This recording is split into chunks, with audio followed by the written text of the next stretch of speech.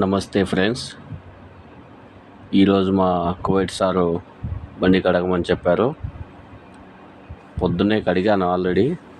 ఇప్పుడు మళ్ళీ ఎక్కడికో వెళ్ళొచ్చి బండి మీద బురద పడుతుందని కడగమని చెప్పారు.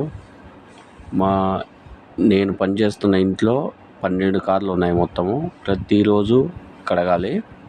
కార్లు కడిగిన తర్వాతే మిగతా డ్యూటీ చేసుకోవాలి. పొద్దున్నే 4 గంటలకు లేచి 7 గంటలకు కార్లు కడిగేదంతా అయిపోతుంది. తర్వాతనే ఏ డ్యూటీ అయినా చేసుకోవాల్సింది. అలాగే నా పక్కింట్లో ఒక అతను ఉన్నాడు, భీమవరం అతనికి 20 కార్లు ఉన్నాయి. పాపం అతను ప్రతిరోజు 20 కార్లు కడగాల్సిందే. ఇక్కడ కువైట్లో డ్రైవర్ అంటే తప్పకుండా కార్లు ఎన్ని ఉంటే అన్నీ కడగాల్సిందే. ఆ ఇంట్లో కొడుకులవి, కూతుర్లవి అందరివి ఉంటాయి కార్లు. ప్రతి ఒక్క కారు కడగాల్సిందే.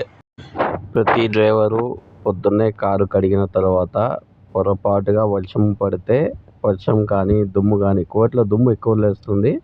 అలా దుమ్ము కానీ వచ్చిందంటే డ్రైవర్కు ఆ రోజు డబుల్ పని అవుతుంది. మళ్ళీ కడగాల్సి ఉంటుంది కారు. ఇక్కడ ఇన్ని ఇబ్బందులు పడుతూ ఇంత కష్టపడేది ఇంటి దగ్గర ఫ్యామిలీ సంతోషంగా ఉండేదానికోసమే. నెల మొత్తం చేసే కష్టము, నెల తర్వాత జీతం వచ్చిందంటే కనుక ఆ డబ్బులు ఇంటికి పంపించేటప్పుడు అంత సంతోషం ఉంటుంది. ఇంటి దగ్గర ఫ్యామిలీ కోసం డబ్బులు పంపిస్తున్నాను అని. Okay friends, thank you for watching. Have a nice day. Please like and subscribe చేయండి.